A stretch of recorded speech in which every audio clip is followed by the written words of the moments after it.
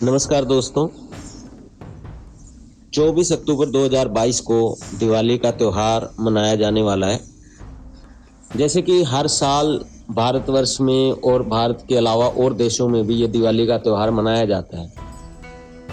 तो जैसा हम जानते हैं कि दिवाली क्यों मनाई जाती है, हम जानते हैं कि जो विष्णु भगवान के अवतार श्री राम जी त्रेता युग में जब इस धरती पर आए और सीता जी और श्री राम जी को 14 वर्ष का जब वनवास हुआ, तो वनवास के दौरान सभी जानते हैं, जैसा कि रामायण और रामलीला सबने देखी है, तो सभी को पता है कि रावण जो है सीता जी को उठा के ले गया और उसके बाद अपनी लंका में रखा। और उसके बाद जब लड़ाई हुई, रावण को राम जी ने मारा और सीता को वापस लेकर आए, अयोध्या में लेकर आए, ये सभी जानते हैं। तो इसी उपलक्ष्य में अपने जो इनके प्यारे जनता के राजा और रानी का आगमन हुआ, उसकी शुभ सूचना पाकर अयोध्या वासियों ने दीपक जलाकर उस अमावस्या की अंधकारमयी रात्रि को जगमग और उज्जवल किया था। श्री राम जी और माता सीता के आगमन की खुशी मनाई थी। लेकिन उस टाइम दोस्तों आपको बता दूं, दिवाली का जो ये त्यौहार अयोध्या वासियों ने सिर्फ 2 बार ही मनाया। इसका कारण ये था कि अयोध्या के एक धोबी ने राजा राम को रावण की बंदी रही सीता माता को साथ रखना अनुचित ठहराया। मतलब उस धोबी ने जो था वो ये कह दिया कि सीता इतने साल रावण के घर रह आई, फिर भी राम ने जो है अपने घर उसको वापस रख लिया। लेकिन क्योंकि उस धोबी की पत्नी एक रात बाहर रह के आई थी झगड़े के कारण, तो उसको धोबी ने मना कर दिया और टोंट कसा ये राम जी पर।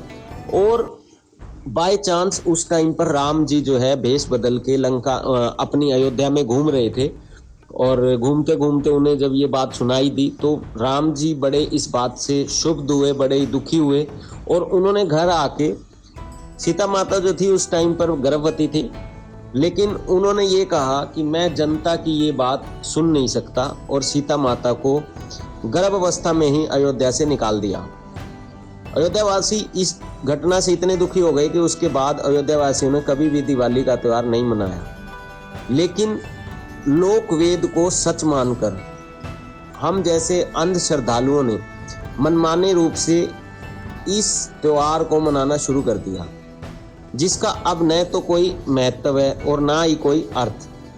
लेकिन लोग आज पटाखों से अनावश्यक रूप से ध्वनि प्रदूषण, वायु प्रदूषण फैलाते हैं और शास्त्र विरुद्ध साधना करते हैं। अब इस त्योहार ने मात्र आडंबर का रूप ग्रहण कर लिया है। दिवाली भारत के सबसे बड़े और सबसे महत्वपूर्ण त्योहारों में से एक है।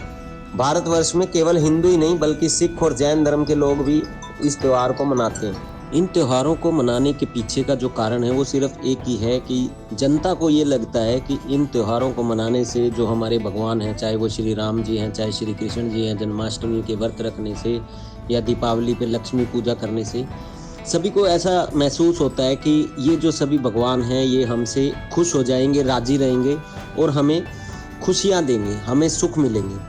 पर हो क्या रहा है एक्चुअल में? अगर आप गीता अध्याय 16 और श्लोक 23 पढ़ेंगे तो उसमें गीता बोलने वाले भगवान ने कहा है कि शास्त्र विधि को त्याग कर जो मनमाना आचरण करते हैं, ना उन्हें कभी लाभ होगा, ना सिद्धि होगी, ना ही परम गति होगी। फिर उसी से अगले श्लोक 16 के 24वें श्लोक में, इसलिए हे अर्जुन तेरे लिए कर्तव्य और अकर्तव्य के लिए शास्त्र ही प्रमाण है। मतलब शास्त्रों से पूछना पड़ेगा कि कौन सी भक्ति करनी है, कौन से कर्म करने हैं और कौन से नहीं करने। तो ये जो अगर आप ये सोच रहे हैं कि इन त्योहारों को मनाने से, इन त्योहारों पर पटाखे फोड़ने से या लक्ष्मी पूजन करने से, इस तरह की साधना करने से भगवान खुश होगा, तो ये हमारी बिल्कुल गलत सोच है। एक्चुअल में भगवान कौन है सबसे पहले उसका मालूम होना चाहिए। तो आपको बता दें कि शास्त्रों में संत रामपाल जी महाराज जी ने ये प्रूव करके दिखा दिया है कि भगवान जो है वो एक कबीर है।